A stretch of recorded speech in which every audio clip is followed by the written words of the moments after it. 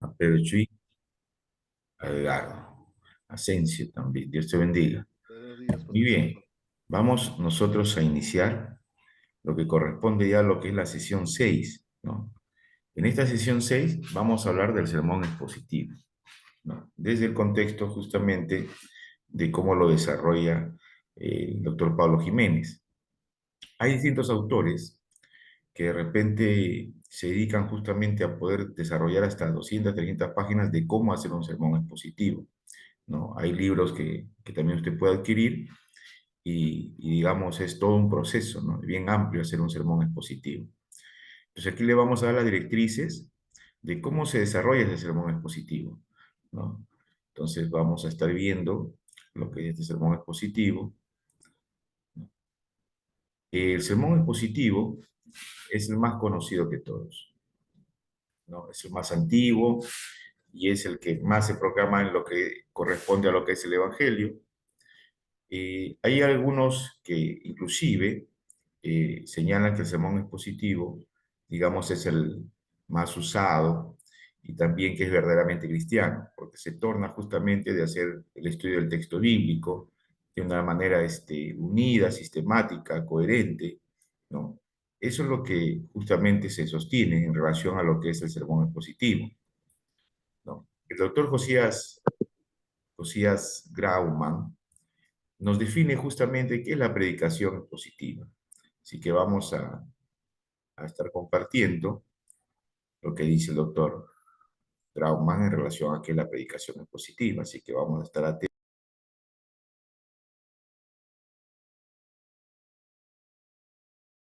La predicación expositiva ocurre cuando el predicador enseña a su audiencia a obedecer el texto bíblico. Es decir, el predicador explica lo que significa la Biblia y sus implicaciones para la audiencia actual. Esto puede ser la exposición de un libro entero, un capítulo, un versículo, un tema basado en varios versículos. Creo que es importante tener una definición amplia de la predicación expositiva para incluir a hombres de Dios como Crisóstomo, Calvino, Edward, Spurgeon, y no pretender que somos los únicos en la historia que sabemos cómo predicar. Ahora, habiendo dicho esto, me parece que una forma ideal de la predicación expositiva es cuando el predicador expone todo un libro bíblico en sermones consecutivos. ¿Por qué es ideal esa forma de predicación? En primer lugar, es ideal para el predicador, porque le obliga a estudiar la Biblia párrafo por párrafo. Si predico un tema, es relativamente fácil crear un sermón, por ejemplo, acerca del amor de Dios, y sin profundizarme en el estudio de ningún texto bíblico. Además, probablemente no voy a utilizar los textos difíciles en un sermón temático, porque hay otros textos que más fácilmente prueban mi punto. Pero si estoy predicando un libro entero, tengo que estudiar todo lo que Dios dice allí. Y eso tiene un gran efecto santificador en mi vida, ya que cada semana el Espíritu está transformándome e iluminándome de acuerdo con lo que estoy aprendiendo. Por último, la predicación expositiva consecutiva es ideal para la audiencia, porque le expone a todo el consejo de Dios, no solo los temas que interesan al pastor.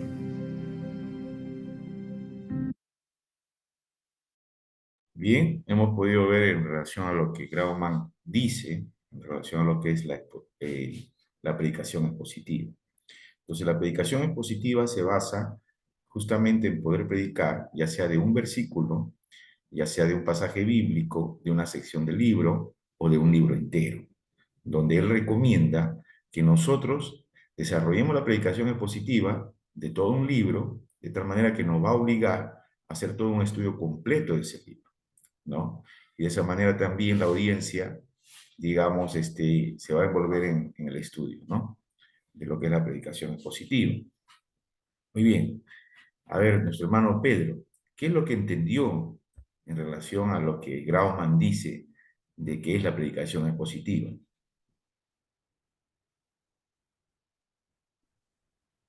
Profesor, buenos días, compañero, buenos días. Lo que yo pude entender de la predicación expositiva es que agarra un contexto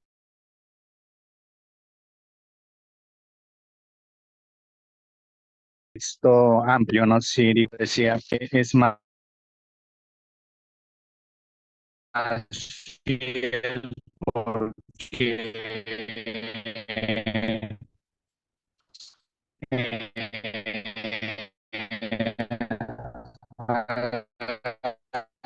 Hay problemas con el audio, creo.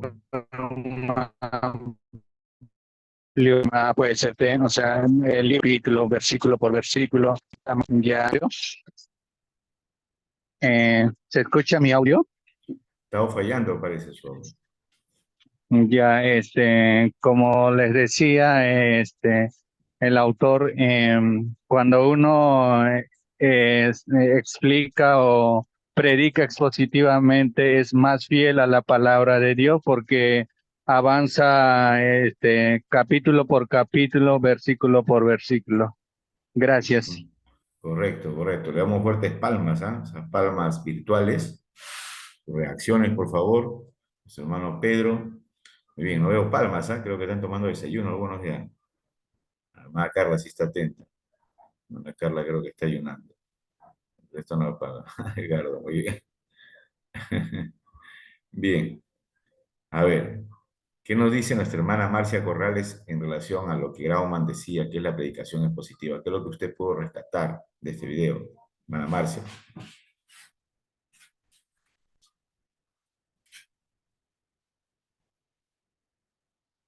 Hermana Marcia parece que no está. Muy bien. ¿Qué nos dice su hermano Gabriel Giraldo?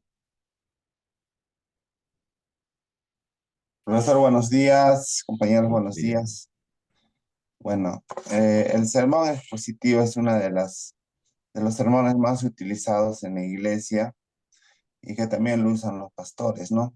Tanto para el beneficio de él y para la iglesia, ¿no? Porque nos permite estudiar, pues, ¿no? La palabra de Dios versículo por versículo, nos invita, pues, a profundizar los temas que de repente vamos a tocar. Entonces, es una de los sermones más completos que podríamos decir, ¿no?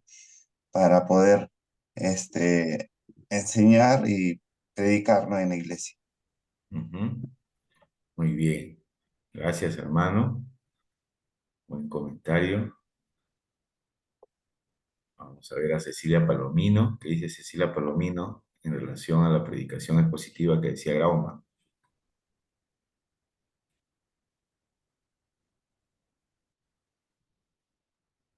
Buenos días, maestro. Recién acabo de entrar y no estoy al No pudo tanto ver de... el video. Ok, No, recién acabo de entrar.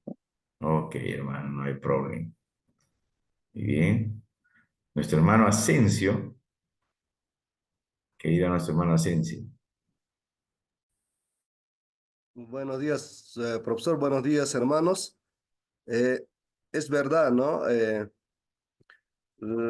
la predicación expositiva es el más práctico, donde uno profundiza más la palabra del Señor en comparación a las predicaciones temáticas, ¿no? Cuando son temáticos, uno rebusca los textos concernientes al tema mm, y eso es quizás un poco más fácil, ¿no? Juntar eh, los versículos que conciernen, pero en la predicación expositiva se profundiza más, ¿no? Y qué mejor todavía predicar todo un libro, ¿no? Parte por parte, por párrafo o versículo por versículo, ¿no? Profundizando, entonces eso nos da ah, esa oportunidad o también nos obliga a conocer en qué contexto está escrito realmente el libro, ¿no? El libro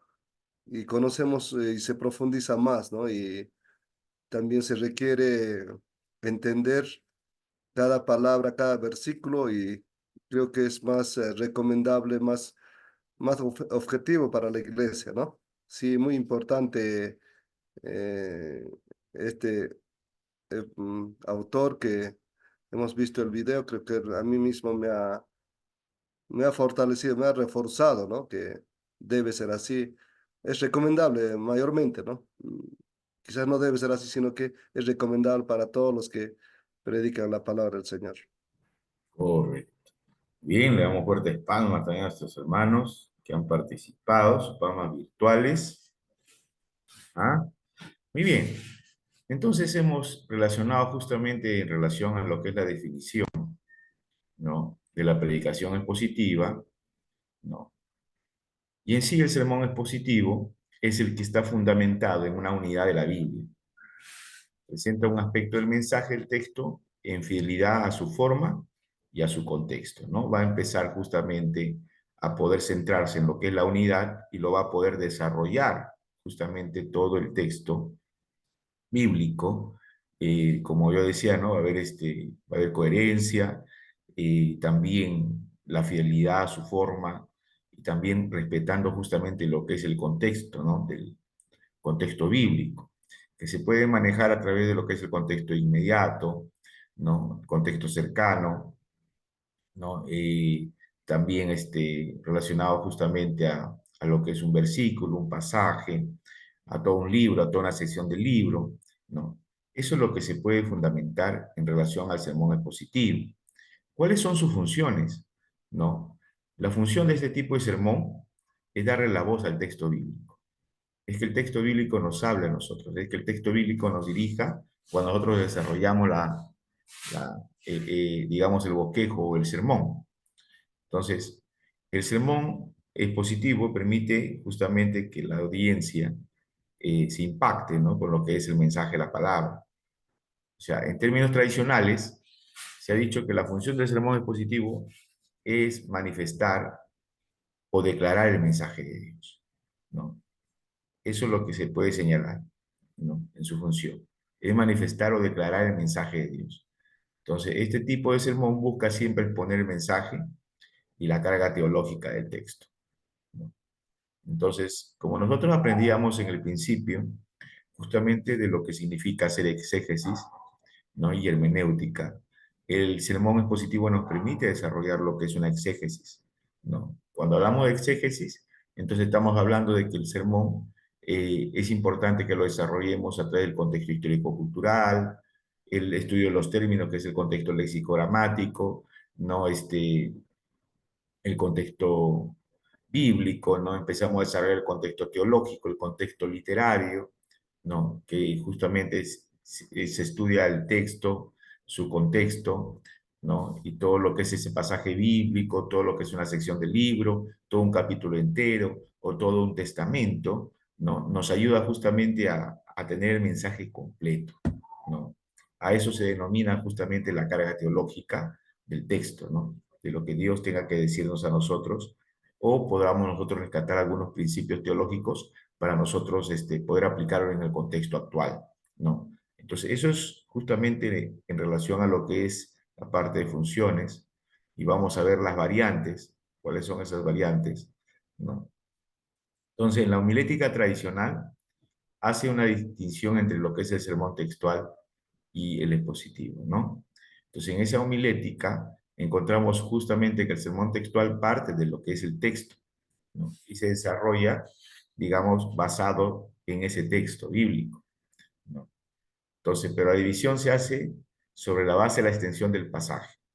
Sermón textual es aquel que se basa en un versículo o en un pasaje muy corto de la Biblia, es el sermón textual, ¿no? El expositivo, en relación, digamos, se amplía, porque no solamente usted puede hacer un sermón expositivo de un solo versículo, también de un pasaje bíblico, como decía Grauman, de una sección del libro, ¿no? O de todo un libro, ¿no?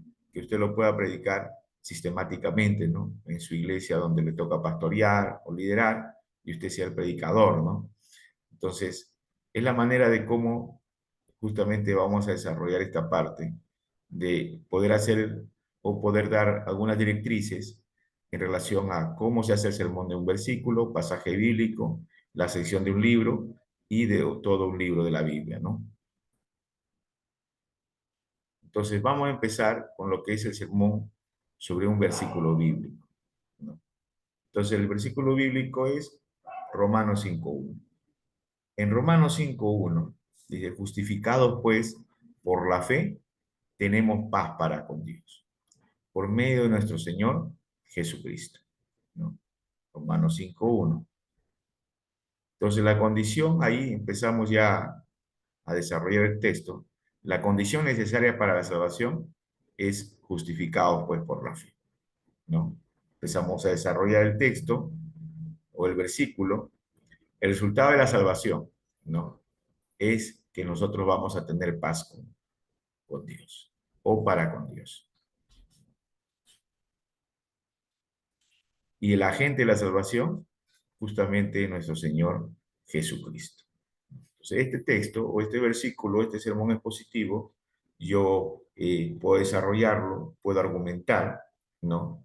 Solamente de ese texto puedo argumentar y ampliar, indicar lo que es una introducción, indicar justamente lo que es una conclusión y el desarrollo del sermón expositivo. Sí, hermana Galicia, te escucho. Ay, Dios mío. Ay, profe, discúlpeme lo que le voy a decir, pero en ese momento que usted estaba hablando me entró una llamada y tuve que, bueno, cortar rapidito, pero apenas logré en la diapositiva anterior, cuando decía que el textual era diferente del expositivo y de allí no supe más. ¿Será que, por favor, disculpe, podría volver a explicar? Gracias. Muy bien. Muy bien, sí. Yo decía de que justamente el textual solamente se va a basar justamente en un versículo, ¿no? O en un pasaje muy corto, ¿no? El sermón textual. En cambio, el expositivo, usted lo puede desarrollar sobre un solo versículo, sobre un pasaje bíblico, o sobre lo que es la sección de un libro, o sobre lo que es todo un libro, ¿no?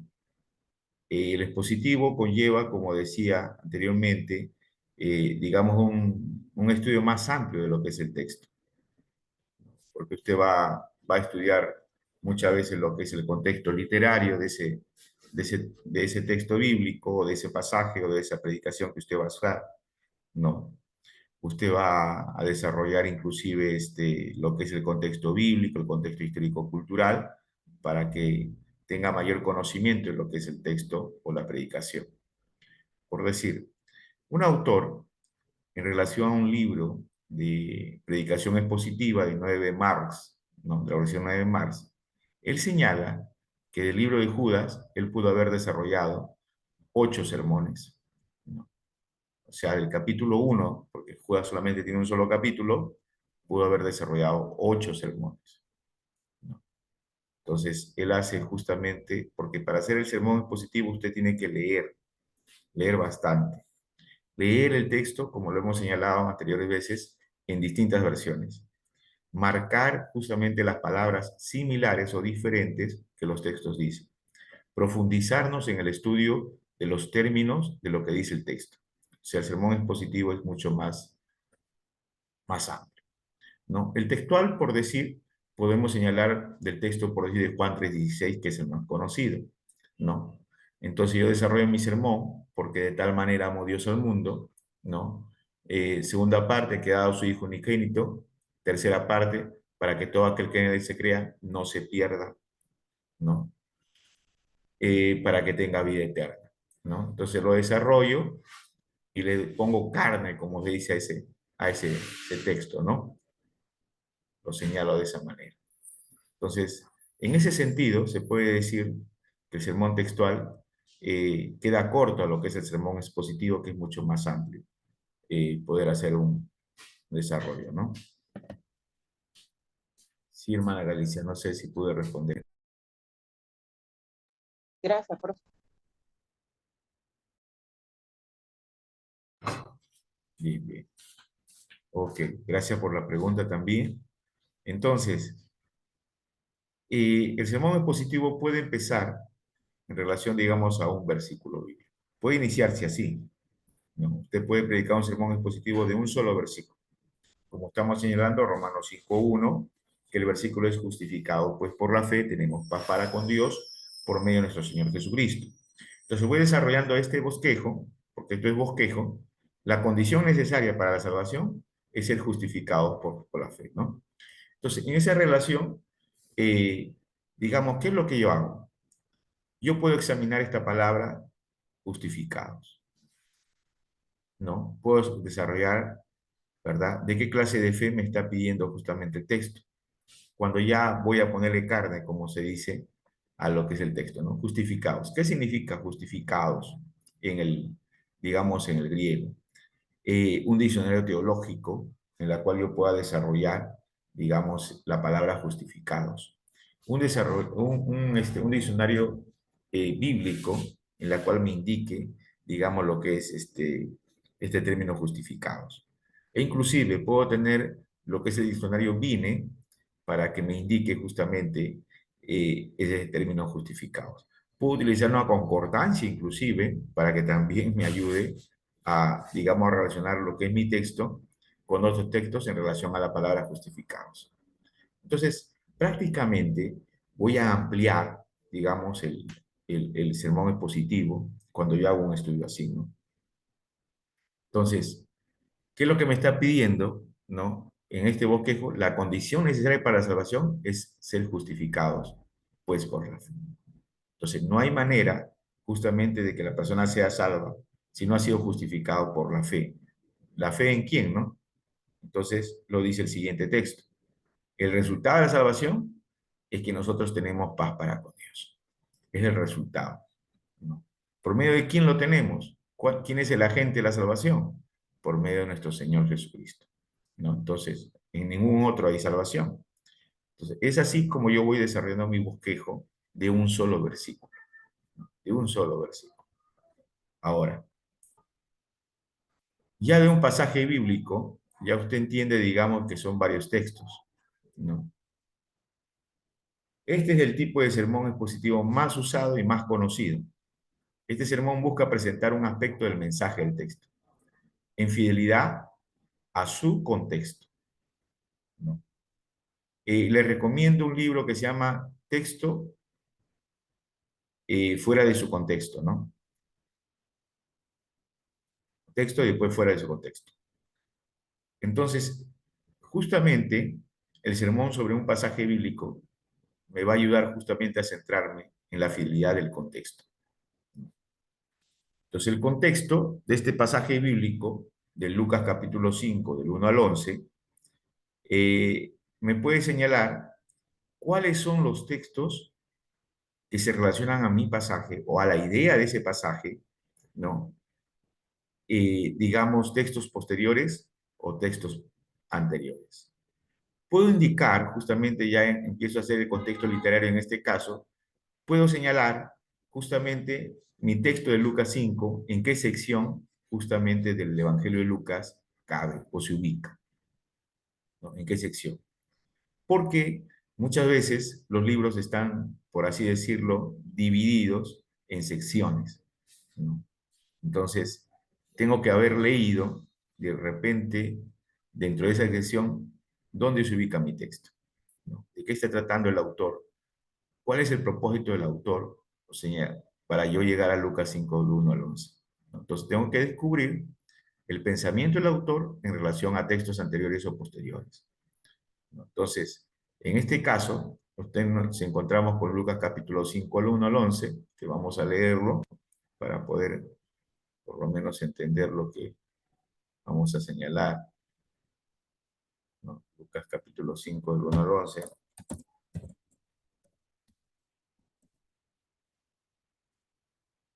A lo que es la pesca milagrosa.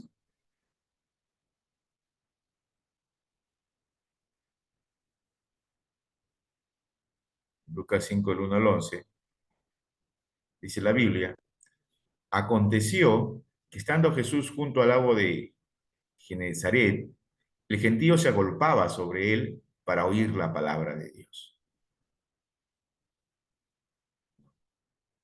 Entonces, empiezo, digamos, a ubicar, ¿no? Inclusive ya empiezo a, si quiero señalar, ¿no? Genezaret, el gentío se agolpaba ¿para qué? Para oír la palabra de Dios. Este término oír, por decir en el pensamiento judío, ¿qué significa? Puedo, digamos, desprenderme de eso, ¿no? Pero voy a seguir leyendo. Y vi dos barcas que estaban cerca de la orilla del lago, y los pescadores, habiendo descendido de ellas, lavaban sus redes. Y entrando en una de aquellas barcas, la cual era de Simón, le rogó que la apartase de tierra un poco y sentándose enseñaba desde la barca a la multitud. Cuando terminó de hablar, dijo a Simón, boga mar adentro y echad vuestras redes para pescar. Echad vuestras redes para pescar.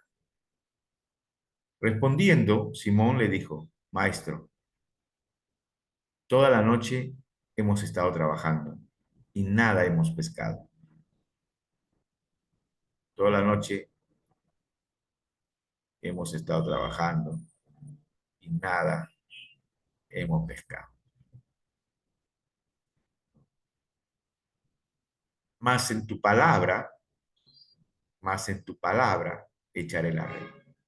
Entonces esa marca eso, más en tu palabra, echaré la red. Y habiéndolo hecho, encerraron gran cantidad de peces y su red se rompía. Entonces hicieron señas a los compañeros que estaban en la otra barca para que viniesen a ayudarles. Y vinieron y llenaron ambas barcas de tal manera que se hundían. Viendo esto, Simón Pedro cayó de rodillas ante Jesús, diciendo, apártate de mí, Señor, porque soy hombre pecador. Porque la pesca que habían hecho, el temor se apoderó de él y de todos los que estaban con él, y asimismo de Jacobo y Juan, hijo de Zebedeo, que eran compañeros de Simón. Pero Jesús dijo a Simón, no temas, desde ahora serás pescador de hombres. Y cuando trajeron a tierra las barcas, dejándolo todo, le siguieron, ¿no? Otro término, esa palabra seguir, ¿no? Que se relaciona a lo que es el discipulado, ¿no? A lo que en el griego se llamaría akoloteín, que quiere decir aprendiz, alumno, seguidor, ¿no? Discípulo, que aprende al lado de alguien, de un maestro, ¿no? Entonces, este pasaje tiene, digamos, una riqueza en relación a lo que es un discipulado. Hay palabras de las cuales yo podría resaltar y podría estudiarlo.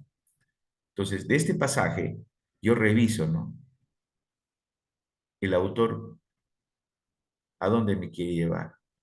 ¿Cuál es el, digamos, el pensamiento del autor, ¿no? Entonces, ¿cuál es el contexto, ¿no? Digamos, de este pasaje, ¿no? Voy revisando en toda la sección del libro, ¿no?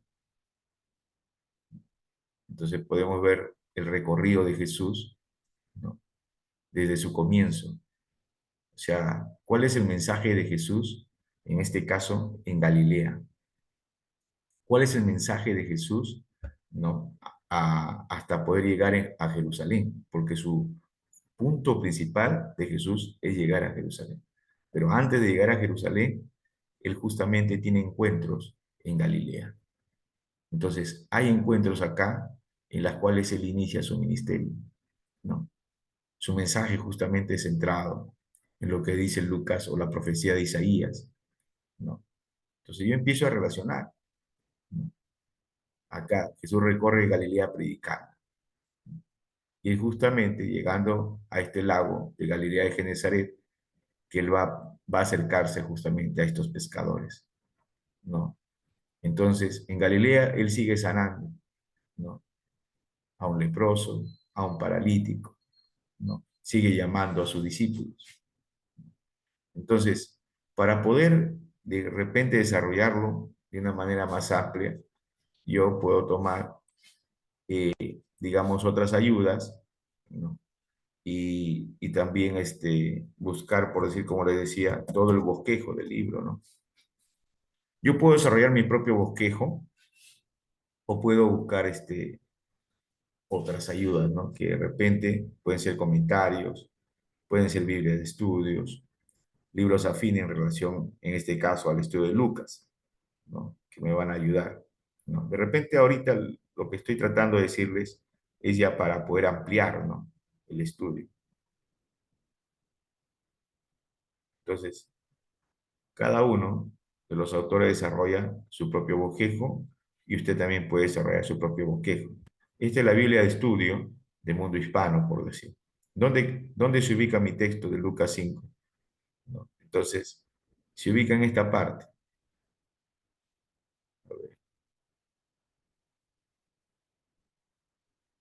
A ver, quería. A ver, ahí está. Quiero ampliarlo más, pero bueno. Aquí, por decir, ¿no? Como yo le decía, esta sección del libro, de Lucas capítulo 5, la sección mayor, es del ministerio del Hijo del Hombre desde Galilea. O sea, todos esos milagros, todos esos encuentros o llamados de parte del Señor ocurren en Galilea. Entonces, yo podría ampliar mi predicación y podría, digamos, empezar, ¿qué significa Galilea? ¿Dónde se ubica la ciudad de Galilea? ¿Cuál es la clase social de las personas en Galilea? ¿No? Entonces, eso me va a ayudar a tener un panorama de mi predicación, ¿no? ¿Por qué Jesús no empieza por Jerusalén, que sería la otra sección en este bosquejo de esta Biblia de estudio, ¿no? ¿Por qué él empieza por Galilea? Es que cuando él está señalando, ¿verdad? Lucas capítulo 4, el comienzo de su ministerio, él va a la gente pobre. El pensamiento del autor, en este caso de Lucas, nos está dirigiendo de que Jesús está interesado, o sea, usted va a ver a Lucas ahí, está interesado por la gente pobre. Le da importancia a los niños y le da importancia a las mujeres, ¿no? Entonces, Lucas nos quiere llevar a eso, de que el mensaje de Jesús se relaciona justamente a personas que no son consideradas o valoradas en esa sociedad judía. Y Jesús le va a dar importancia, Jesús le va a dar valor, ¿no? Entonces, el comienzo de su ministerio está dentro del contexto desde Lucas 4:14 al 44. Ya nuestro texto se ubica del llamamiento de sus discípulos relacionado a Lucas capítulo 5, verso 1 hasta el capítulo 6, verso 16. ¿No? Y posteriormente Lucas lo señala después el sermón de la llanura, que sería el sermón del monte, ¿no? Y por último, la autenticación mesiánica del Hijo del Hombre, ¿no? En todo eso cabe mi texto. Entonces, para yo entender este llamamiento, yo tendría que leer por lo menos Lucas capítulo 4 del 14 hasta el capítulo 9, el verso 50, para entender, digamos, el panorama de lo que Lucas capítulo 5 al 1 al 11 me está señalando. O sea, ya les estoy explicando de cómo nosotros podemos argumentar, digamos, nuestra predicación. Entonces, volvemos a lo que estamos aquí. Entonces, tomemos, por ejemplo, Lucas 5 al 1, la pesca milagrosa. Uno de los muchos asuntos o temas que levanta el texto es el discipulado cristiano. ¿Por qué, digamos, el discipulado cristiano? Recuerde la última parte, perdón. La última parte.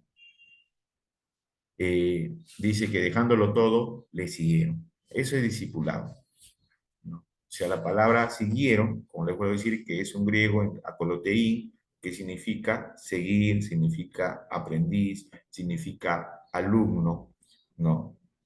O discípulo. Entonces, el texto nos deja ver claramente que ser llamado al discipulado cristiano es equivalente a ser llamado a pescar seres humanos, y esto es evangelizar, ¿no?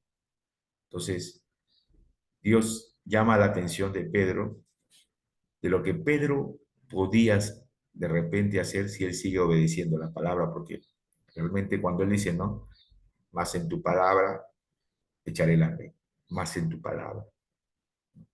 Y eso me señala a depender del Señor, eso me señala a confiar en el Señor, eso me señala a seguir obedeciendo a Dios para yo tener victoria, ¿no?, en lo que son la cosecha de almas. O sea, una iglesia que realmente va a enmarcar un discipulado es una persona que va a obedecer, es una persona que va a amar a su palabra, ¿no? Es una persona que va a creer y va a tener confianza en aquel que lo está enviando, ¿no? Entonces, eso es un discipulado, ¿no? Yo podría hablar del discipulado cristiano en Lucas capítulo 5, 1. Como le digo, esto es una profundidad para desarrollar el texto, ¿no? Entonces, esto es un sermón sobre un pasaje bíblico, ¿no? Ahora, el sermón sobre lo que es la sección de un libro. Sermón sobre lo que es la sección de un libro. Entonces, vamos a entrar a una pausa, ¿ya? Para poder continuar. Ya, vamos a entrar a una pausa de 15 minutos y después vamos a continuar con lo que es la sección de un libro.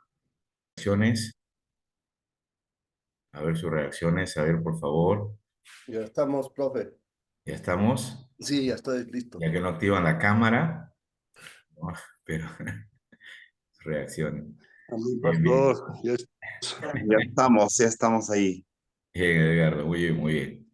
Bien, en relación, digamos, a lo que nosotros tratábamos en nuestro texto, en nuestro sermón expositivo, las indicaciones o las directrices de cómo se hace un sermón expositivo, aquí hay un ejemplo que el doctor Pablo Jiménez, bueno, señala, ¿no? Él justamente de cómo lo desarrolla él, claro que con otro título, y usted lo puede de repente ya poner otro título del mensaje y hacerlo de una manera distinta también el desarrollo, ¿no? Pero como ejemplo, voy a mostrar, ¿no? Ahí está, este es el ejemplo. Ahora vamos a un poquito ampliarlo para que se vea un poquito mejor. Bien, su título le llamó por decir Fe y crisis de fe. No, por Pablo Jiménez. Entonces, ha tomado el pasaje de Lucas 5, del 1 al 11. Su idea central, ¿no? El encuentro con Jesús provoca una crisis de fe que nos lleva al reconocimiento de nuestro pecado y nos compromete con la proclamación del reino de Dios. El área que ha tocado es evangelización. El propósito de este sermón, invitar a la audiencia a aceptar el mensaje del Evangelio. Su diseño es positivo. Cuando hablamos de diseño, narrativo, temático, textual, en este caso es positivo lo que estamos tratando. Su lógica deductivo, ¿no? Empieza justamente de lo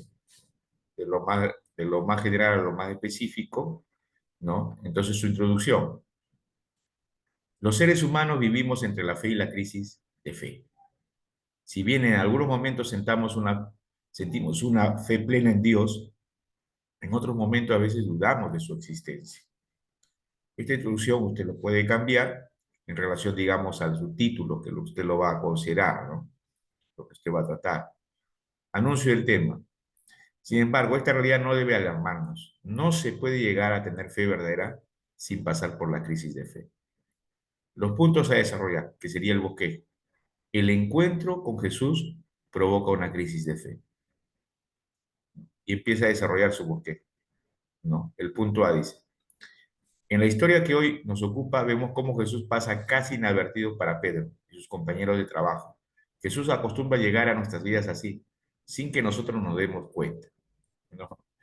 En este caso, Jesús va a buscar a Pedro, Jesús va al encuentro, si yo quiero seguir ampliando, Jesús va al encuentro justamente de Pedro en su propio trabajo, ¿no? Jesús va al encuentro, digamos, de Pedro en su propia crisis, en su propio fracaso. Jesús va a ese encuentro. Entonces yo podría ampliar ese panorama. Todas las noches has estado pescando y no pescaste nada. Eso significa que no vas a tener sustento para tu familia. No significa que no hay dinero, ¿no? Eso significa que posiblemente sus hijos van a quedar de hambre, ¿no? Porque no han pescado nada, ¿no? Entonces no hay nada que llevar, ¿no? Entonces hay muchas cosas que se puede hablar ahí, ¿no? Entonces el punto B, Jesús le pide a Pedro que le preste una barca para predicar desde ella. Pedro no esperaba dicha petición. Jesús acostumbra a confrontarnos así, invadiendo nuestro terreno y cuestionando nuestros valores. ¿Por qué? Puedo seguir argumentando en este punto B y puedo decir, ¿no? ¿Cómo era considerado un pescador en aquella época? ¿Cuál era el estilo de vida de un pescador? ¿Cuál es el estilo de vida de un pescador actual? ¿Cuál es su manera de tratar, su forma de hablar? ¿No? Entonces, ¿cuál es la imagen, digamos, que Pedro se haya enterado de Jesús, que es un rabino, que es un profeta, que es un hombre de Dios? Entonces, ahora, ese maestro o ese rabí le está pidiendo su barca, ¿no? Entonces, se puede sostener de que esa persona es una persona pura, es una persona santa, y que yo soy una persona impura. ¿De cómo me va a pedir algo prestado a mí? ¿No? Entonces, eh, se desarrolla también un conflicto cognitivo, digamos, en Pedro, ¿no? O sea, yo puedo seguir argumentando ahí. Punto C, ¿no? Después de predicar desde la barca, Jesús confronta a Pedro una vez más y le ordena que vuelva a pescar. Pedro, quien había estado pescando toda la noche, sabía que no se acostumbraba a pescar durante el día. Eso es imposible. Los pescadores pescan, justamente se van a partir de las 6 de la tarde, ya están justamente en este caso los pescadores artesanales, están en la playa. Pueden ser desde la tarde, 7 de la noche, ¿no? Empiezan a tender sus redes ya en esos horarios, ¿no? Y llega justamente el momento adecuado donde ellos pescan. Entonces, es algo imposible, es algo ilógico, que en este caso Jesús le está pidiendo a Pedro. Por otro lado, Pedro es un experimentado en la pesca, ¿no? Y a Jesús nunca se le ha visto justamente en la playa para poder pescar. Entonces surgen distintas cosas en la mente de Pedro. Entonces, pero Jesús acostumbra a desafiarnos así, poniendo un gran signo de interrogación sobre nuestra vida y haciéndonos dudar de nuestra situación existencial. Jesús plantea la posibilidad de una nueva realidad, de un nuevo cambio, de un milagro que de repente tú no lo esperas, porque has estado pescando toda la noche, pero no pescaste nada. Has tratado de encontrar resultados en tu vida y has encontrado distintas estrategias, distintas formas para encontrar resultados, pero tú no lo has logrado. Han pasado meses y han pasado años, pero no lo has logrado, ¿no? Entonces, se puede relacionar eso a tanto, ¿verdad? Y viene alguien que te diga, obedece lo que yo te estoy diciendo. Así sea de día, tú vas a tener una gran pesca, ¿no?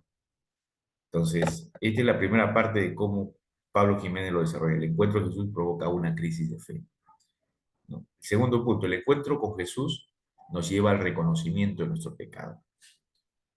Las palabras de Jesús llevaron a Pedro a hablar de sí mismo. De alguna manera Jesús pone en nuestras mentes la duda existencial. ¿Acaso es nuestra vida todo lo que debo ser o por el contrario? ¿Habrá algo nuevo en un nuevo horizonte? Punto B. Imagino que Pedro tuvo ciertos problemas para convencer a sus cansados compañeros de trabajo de la idea, de que debían volver a pescar. Jesús demanda en nosotros una confianza radical en Él, ¿no? Una total dependencia de Él y una total dependencia de la palabra, ¿no? Porque Jesús está ordenando y le está diciendo, Pedro, echa la red, Pedro, otra vez hazlo, ¿no? Entonces, la respuesta de Pedro es, Señor, toda la noche hemos pescado. Primero como que presenta una objeción, pero después, la versión Reina Valera 1960 dice, más en tu palabra voy a echar la red, más en tu palabra, ¿no? Entonces, ¿qué es lo que hace la palabra de Dios en la vida de una persona? ¿Qué es lo que hace la palabra de Dios en relación a lo que es la creación? Mire, ahí podemos ir ampliando. Entonces, ahí nos lleva, como justamente dice, ¿no? Pablo Jiménez, una confianza que nos lleva a renunciar a nuestra confianza en nosotros mismos. Una confianza que nos lleva a confiar primeramente en Dios. Y yo lo agregaría en su palabra, en sus promesas, ¿no? Que Dios te ha prometido. Más de 6.000 promesas que tienes en la Biblia, ¿no? Y el tercer, la letra C, la confrontación con la voluntad de Dios, nos confronta y nos convence de nuestro propio pecado. Somos personas pecadoras porque sobreestimamos nuestras propias habilidades, nuestras posibilidades, nuestros talentos, nuestras capacidades. Hay veces nos queremos más que Dios ¿no? Nos, nos creemos más superiores que a otros. Como dijera Pablo, considérense ustedes, ¿no? Justamente humildes, ¿no? Entonces, esa es la posición. El tercer punto, el encuentro con Jesús nos compromete con la proclamación del Evangelio. Reconocer nuestro pecado es difícil, pues nos llena de temor. Notemos el temor de Pedro cuando ve la pesca milagrosa. Pedro, sintiendo plenamente su pecado, le pide al milagroso Jesús que se aparte de él. Pero Jesús no se va a apartar de nosotros. Jesús no nos va a dejar tranquilos hasta que analicemos nuestras vidas a la luz de la fe y el único verdadero Dios. Jesús ha venido a tu encuentro para restaurarte, para levantarte, para darte una nueva oportunidad, ¿no? Para poder sacarte de esa vida pecaminosa y darte un nuevo estilo de vida, que seas ejemplo, que seas testimonio. Sin embargo, el temor desaparece cuando encontramos la voluntad de Dios para nuestra vida. En el caso de Pedro, la voluntad divina era que se dedicara de cuerpo a alma a poder proclamar el evangelio del reino de Dios. Pedro ya no será pescador de hombres, pescador de peces, sino vas a ser pescador de hombres. Esa es mi voluntad. Dios desea que acatemos su voluntad, aunque tengamos que dejar atrás aquellas cosas, aunque amadas, pueden apartarnos a veces de la fe. Conclusión. Dios nos invita, pues, a aceptar el mensaje salvífico del Evangelio de Jesucristo. Jesús nos invita a aceptar el mensaje del Evangelio y a convertirnos en pescadores, ya no de peces, sino de personas que necesitan conocer a Dios. Entonces, esta es una invitación a lo que es el llamado, a la transformación, ¿no? Esto es un ejemplo de cómo se desarrolla, digamos, un sermón expositivo, ¿no? De un pasaje bíblico. Como les digo, yo estaba argumentando algunos puntos más que se podrían seguir argumentando, digamos, en lo que es la predicación, ¿no? Así es. Muy bien, hasta ahí, ¿cómo vamos? ¿Estamos comprendiendo? ¿Alguna pregunta, algún comentario?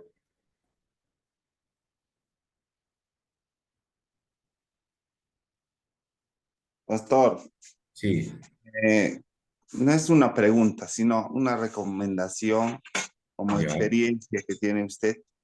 Cuando hagamos estos tipos de sermones, normalmente encontramos bastante información, ¿no? Hay bastante información y de diferentes, pues, de diferentes puntos de vista y análisis, ¿no? ¿Y usted qué nos recomendaría? Digamos, yo tengo, digamos, 3, 4 libros del mismo sermón o del mismo tema que voy a de repente analizar y preparar mi sermón. ¿Usted qué nos recomienda a base de su experiencia para no marearnos con tanta información, ¿no? Eso quisiera que nos amplíe. bien. La recomendación, como digamos, les había dicho, la base, digamos, de poder leer el texto una y otra vez, ¿no? De poder leerlo en distintas versiones, ¿no? Sí, realmente se necesita, digamos, tener diccionarios, comentarios, ¿no? Para poder desarrollar el texto, ¿no? Yo dicto un curso, digamos, en el seminario donde me toca enseñar en relación a lo que es interpretación bíblica, que se podría llamar como hermenéutica. Y cuando yo trato, por decir, ¿no? Voy a tratar de repente de poder compartir algo con ustedes, así de manera general, porque en sí, para hacer una predicación se necesita lo que es la hermenéutica, y me parece que ustedes lo han llevado ese curso, porque para llegar a homilética, yo pienso que sí, caballero, tienes que entrar con lo que es hermenéutica, ¿no? Ya, entonces, y lo primero es, ¿se recuerdan el tema de los 3 pasos? Entonces, es hacer eso, es hacer los 3 pasos, ¿no? Esa sería una recomendación, ¿ah? Hacer los 3 pasos, ¿no? Lo otro es poder desarrollar para mí los contextos, para poder descubrir justamente el significado profundo, ¿no? De lo que es el texto, ¿no? Entonces, Ahora voy a compartirles, así de manera, de repente rápida, porque, a ver, ya, a ver, sí. Para poder hacer a cabo lo que es la interpretación. Por eso te va a ayudar justamente a bosquejar. Esto de manera general.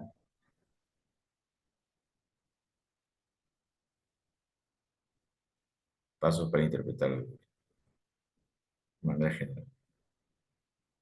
Entonces, esto es la hermenéutica general. Entonces, lo primero, cuando tú estudias, digamos, un pasaje bíblico, en este caso Lucas capítulo 5, del 1 al 11, descubre lo que el autor, o sea, quiere decirnos, ¿no? En relación, digamos, a lo que es el autor, en este caso el Evangelio de Lucas, fecha, su audiencia, a dónde está dirigido, cuál es el propósito del libro, cuáles son los temas principales que trata este libro, su trasfondo histórico, ¿no? El trasfondo histórico tiene que ver con lo que es, digamos, la parte de la economía, la sociedad, la religión, ¿no? Y el bosquejo. Ubica eso. Muy aparte de haber hecho el estudio, el análisis del texto, de estudiarlo en distintas versiones y de encontrar las palabras claves.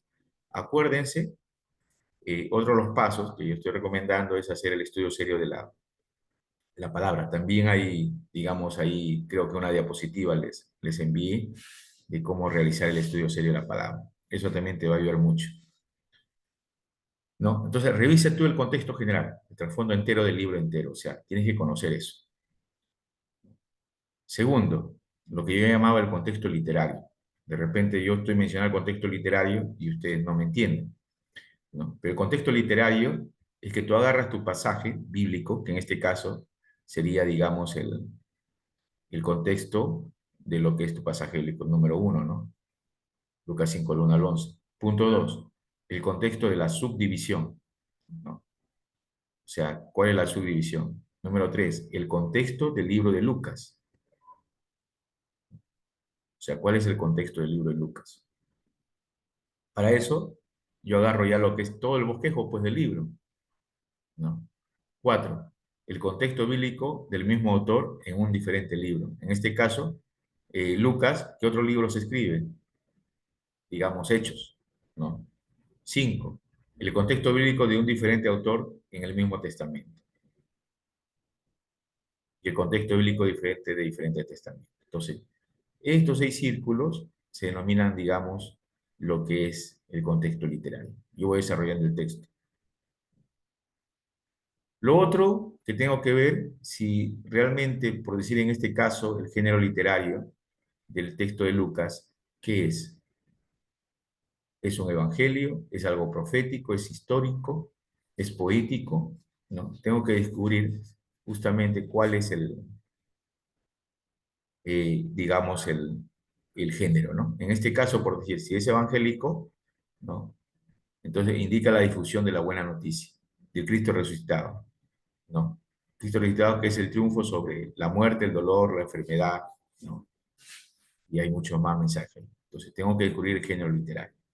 Entonces eso es hacer un estudio serio de la palabra con todos los contextos, ¿no? El contexto literario, el contexto léxico-gramático es el estudio de palabras, de términos, su significado, ¿no? Entonces yo tengo que descubrir el significado, como yo señalaba de repente algunos, o resaltaba algunos textos del pasaje bíblico, ¿no? En este caso, por decir, yo estudiaría la palabra siguieron, estudiaría la palabra oír la palabra de Dios, o sea, de Lucas 5, del 1 al 11, ¿no? ¿Qué significa oír la palabra? ¿No?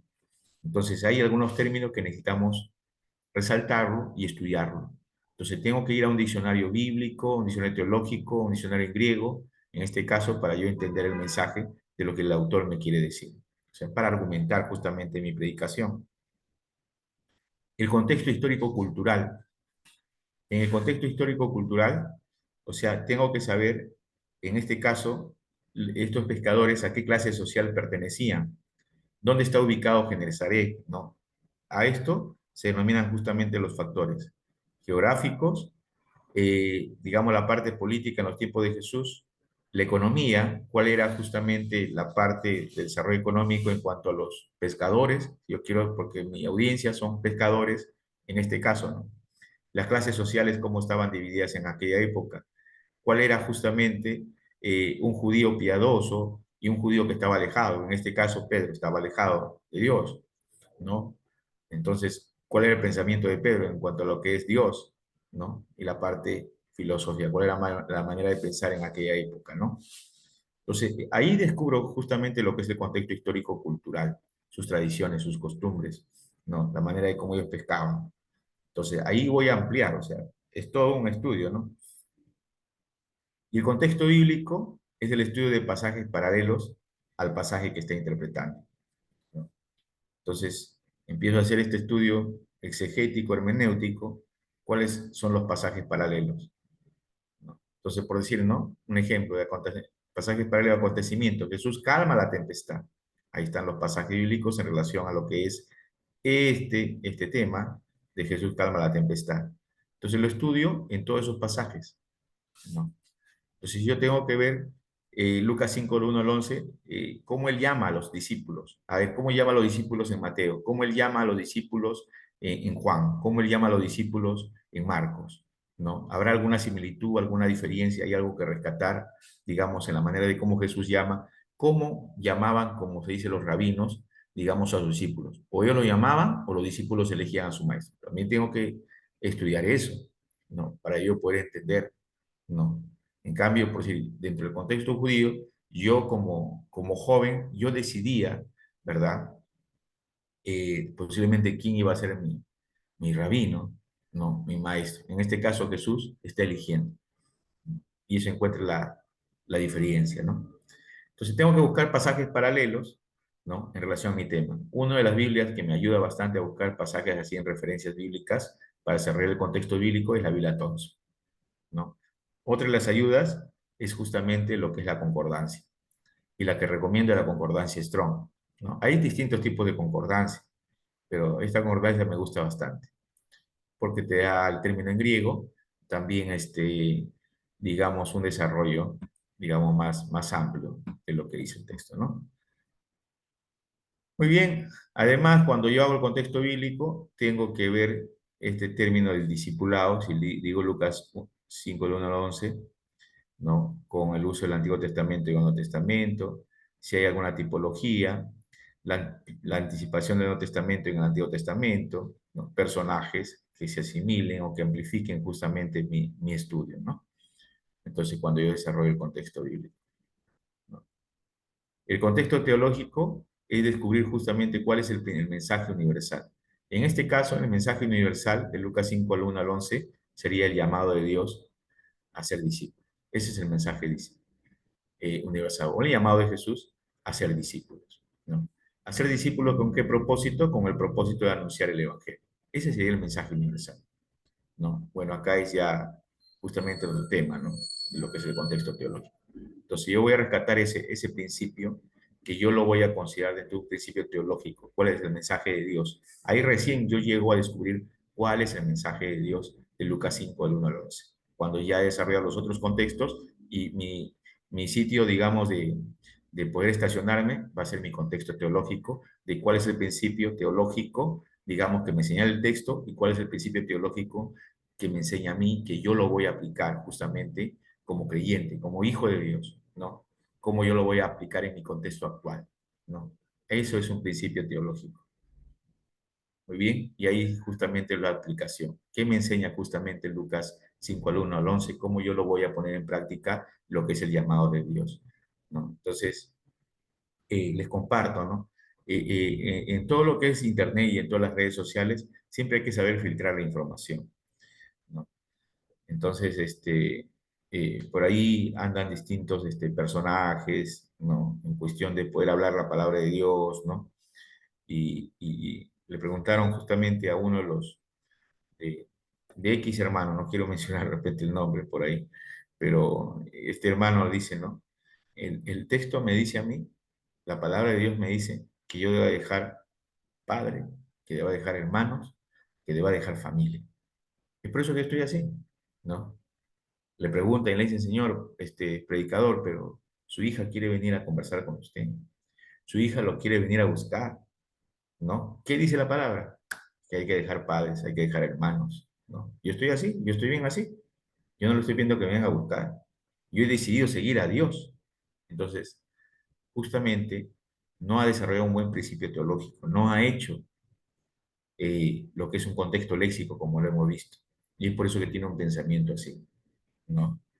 ¿A qué se refiere esa palabra dejar? Padre, madre, hijos, lo que el autor está tratando de decirnos a nosotros. Entonces tengo que hacer un desarrollo de todo eso para yo justamente desarrollar mi sermón, ¿no? Muy bien, eso es de manera general, ¿ah? Porque esto ya se desarrolla paso a paso, de manera general. Es un curso que también tu servidor enseña, ¿no? Digamos, en el seminario donde estamos. Y pienso que acá también han llevado ustedes, ¿no? Lo que es la parte de lo que es hermenéutica, ¿no?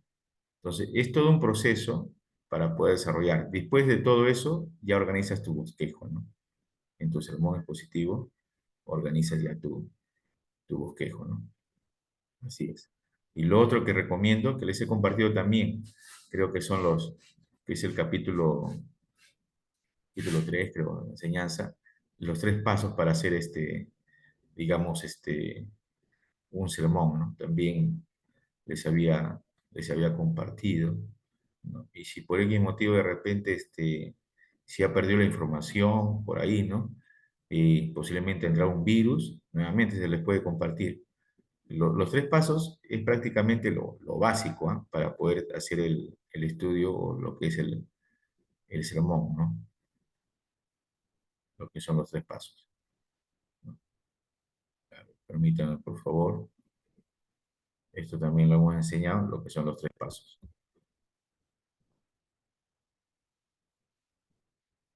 Estos son los 3 pasos. El método de los 3 pasos, ¿no?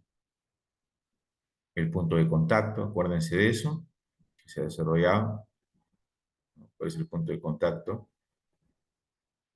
¿No? Con las preguntas que le haces al texto. ¿Qué preguntas surgen de la lectura del texto? ¿Cuál es? Empiezas a hacerle preguntas al texto.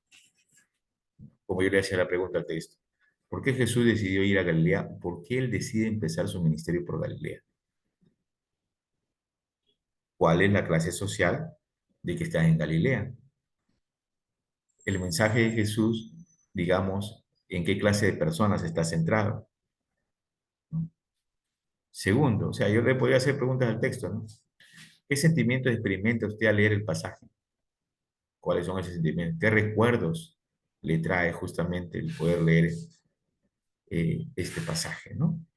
Entonces, los recuerdos que me puede traer a mí, ¿no? Por decir, ¿no? Yo recuerdo que en una época yo solía, como se dice, hacer la pesca artesanal aquí en el lugar donde estoy, acá en Chimbote, ¿no? Con los compañeros, con los vecinos, ¿no? Y de cómo tomamos esa experiencia, digamos, de poder pescar, ¿no? Imagine que esté en el mundo que propone usted el texto, o sea, trasládese al mundo, en este caso de Lucas 5 al 1 al 11, o sea, métase con Pedro, usted justamente a estar con Pedro, póngase, sea empático y póngase en el lugar de Pedro, ¿no? Porque a veces nosotros podemos, como se dice, mirar solamente la parte negativa de Pedro, ¿no? O podemos tener distinta concepción de Pedro, ¿no? Porque Pedro actúa así, pero póngase usted en el lugar de él, póngase en ese escenario, viva usted lo que dice el pasaje, ¿no? Entonces, es ahí donde se suelta la pregunta, ¿qué ve? ¿Qué oye? ¿No? Acá el autor dice, ¿qué huele? ¿Qué saborea? ¿Qué toca? En resumen, ¿qué siente a estar en el mundo que propone el texto? Entonces, escriba eso usted, escriba. O sea, escriba todo y después usted va a poder uniformizar, ¿no? Sus ideas. ¿Qué cambios han ocurrido en su forma de entender el texto? ¿Qué temas para la explicación le sugiere este pasaje bíblico? Una vez que ha hecho todas esas preguntas, ¿no? Entonces, tome tiempo para familiarizarse con el método. Más adelante puedes añadir actividades y preguntas que respondan a su propia perspectiva teológica, ¿no? Lo que es la validación, ¿no? En lo posible, lo que yo les he señalado ya en lo que es el proceso hermenéutico. Mire lo que dice acá Pablo Jiménez, ¿no? Mire lo que está diciendo, ¿no?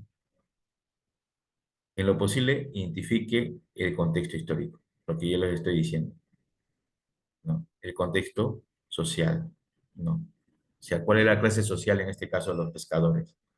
El contexto político, ¿no? Contexto político. El contexto religioso del texto. ¿Cuál es la condición social de la comunidad a la que se eligió originalmente? En este caso, la audiencia de Jesús. Lucas 5, 1, no sé cuál es la audiencia, son pescadores. ¿Cuál es la condición social de ellos? No. Entonces, algunos estudiosos dicen que Pedro era, prácticamente un hombre con mucha solvencia económica porque tenía embarcaciones. Esa es una posición que se tiene, ¿no? Pero habrá que investigar, ¿no? Si es así o no. ¿Cuál es el género literario, digamos, del texto? Narración, poesía, profecía, texto legal o lo que es evangelio. En este caso, es evangelio. Entonces, ¿cuál es el propósito del evangelio? Como lo señalaba, género literario, o sea, indicar, digamos, el anuncio del evangelio. Centrar justamente lo que es el evangelio en la vida de Jesús, en lo que es vida, en lo que es muerte y lo que es resurrección. Ese es el género epistolario, perdón, el género del evangelio.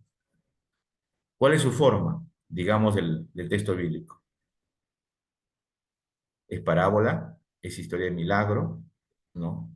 ¿Es discurso profético de juicio y salvación? En este caso, ¿qué es? Historia de milagro, discurso profético, juicio y salvación, código legal, exhortación, exposición doctrinal, visión apocalíptica. ¿Qué es el texto? A ver, ¿quién me dice?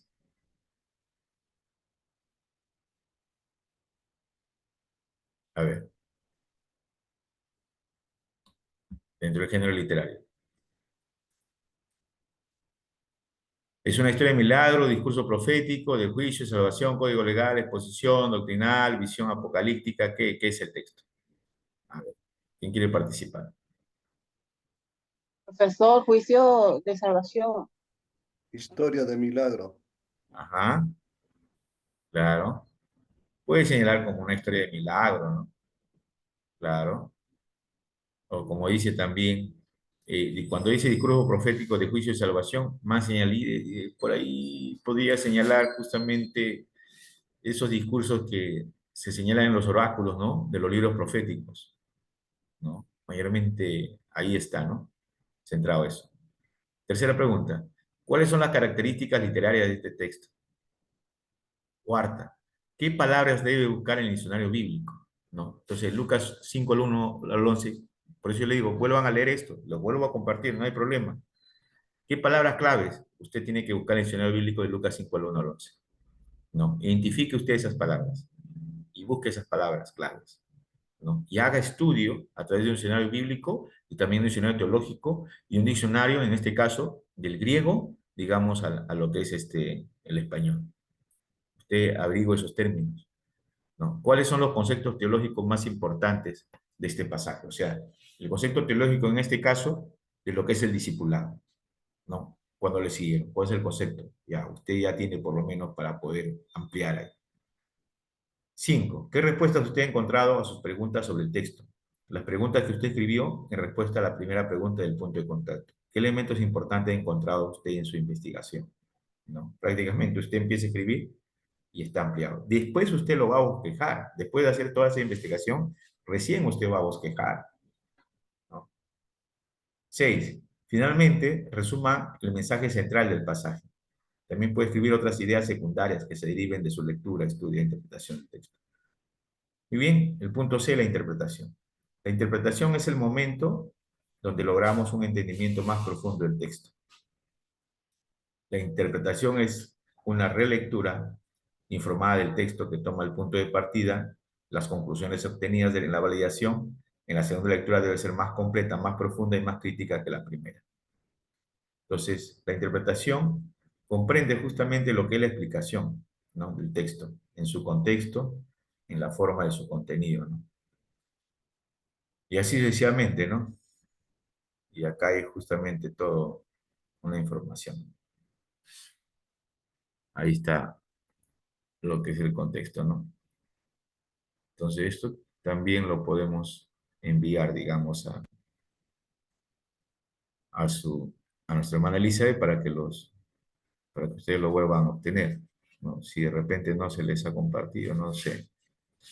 Muy bien. Un poquito más claro ya. Sí, profesor, gracias. Ya, hermano Gabriel. Muy bien, entonces, ¿les gustaría que les pase también el proceso hermenéutico? Sí, sí, profesor, gracias. No, pase todo lo que tengo que pasar, pues, pase todo lo que tengo que pasar. Ok. Es todo lo que uno tiene que hacer, o sea, Y de una vez, profe, y de una vez la estocada final. La tarea es hacer un sermón expositivo, ¿verdad? correcto, así es. Con todo ese poca preguntas. Eh, claro, yo les voy a, o sea, les voy a ir guiando ahorita, hemos hablado prácticamente el sermón expositivo de un pasaje bíblico va a ser, ¿no? Usted puede tomar como ejemplo Lucas 5 del 1 al 11, porque esto es parte, digamos, de lo que es una práctica. Yo siempre digo, usted no lo va a desarrollar a la perfección, ¿no? Porque puede ser que Galicia, el Espíritu de Dios, lo ilumine y lo desarrolle, digamos, de una manera Lucas 5 al 1 al 11, ¿no? Le coloque un tema, le coloque un título, ¿no? Pero puede ser que Henry Ortiz, digamos, tenga otra manera de desarrollar Lucas 5 al 1 al 11 y también que el Señor, o sea, le dé una iluminación en relación a Lucas 5 al 1 al 11, ¿no? Porque el Espíritu Santo, o sea, nos da sabiduría, nos da inteligencia y la manera de escribir nos ilumina, ¿no? Y nos usa de manera distinta. Entonces, Lucas 5, del 1 al 11, hay distintas clases de mensajes y todos pueden hacer un sermón expositivo de Lucas 5, del 1 al 11 o pueden elegir un pasaje que ustedes realmente dominen, ¿no? Eso también puede suceder. Pedro Chuy, te escuchamos.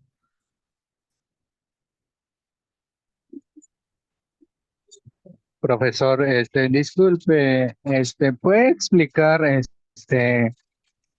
para desarrollar el sermón, el punto del título y el tema? ¿Puede explicar un poco cuál es la diferencia entre un título y un tema? Por favor, profe.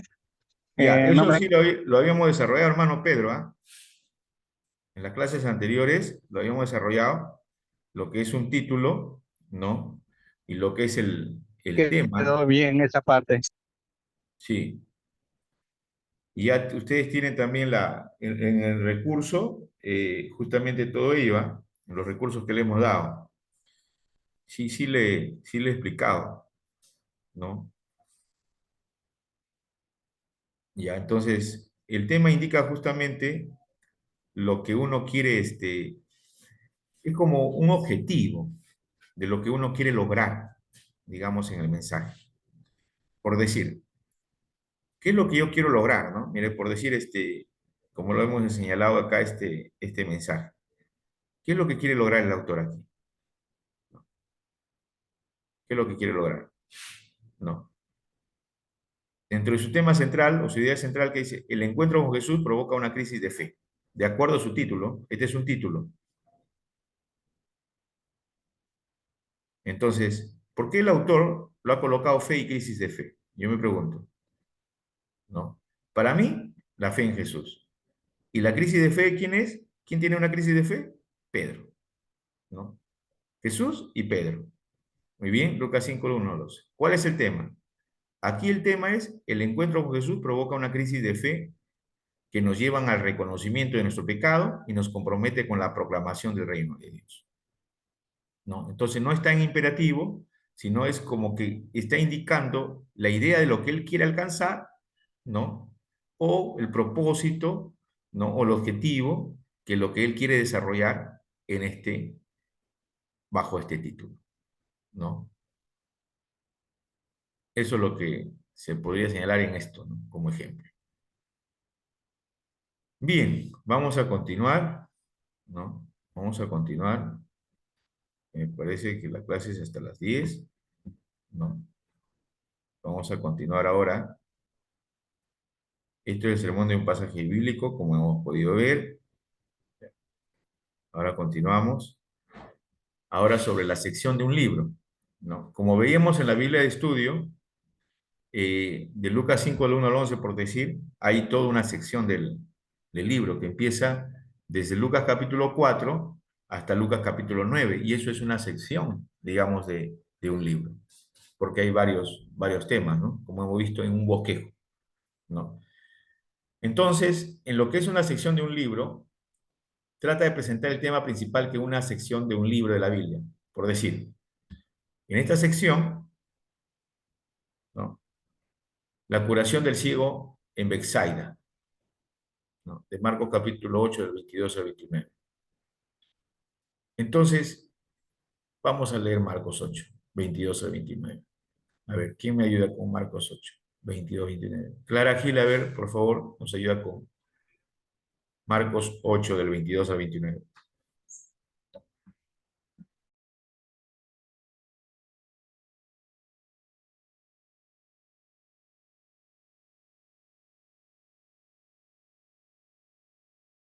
¿Se encuentra Clara?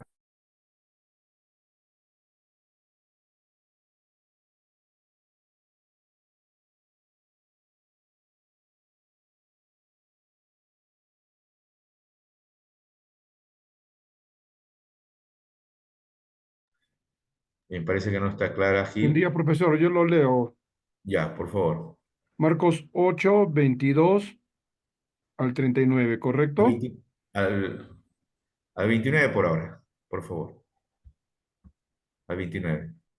22 al 29, correcto. La escritura dice, vino luego a Bethsaida y le trajo un ciego, y le trajeron un ciego y le rogaron que le tocase. Entonces, tomando la mano del ciego, le sacó fuera de la aldea y escupiendo en sus ojos le puso las manos encima y le preguntó si veía algo.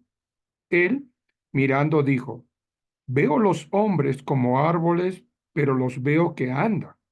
Luego le puso otra vez la mano sobre los ojos y le hizo que mirase. Y fue restablecido y vio de lejos y claramente a todos. Y lo envió a su casa diciendo, no entres en la aldea, ni lo digas a nadie en la aldea. Salieron Jesús y sus discípulos por las aldeas de Cesarea de Filipo, y en el camino preguntó a sus discípulos, diciéndoles, ¿quién dicen los hombres que soy yo? Ellos respondieron, unos, Juan el Bautista, otros, Elías, y otros, algunos de los profetas. Entonces él les dijo, ¿y vosotros? ¿Quién decís que soy yo? Respondiendo Pedro le dijo, tú eres el Cristo.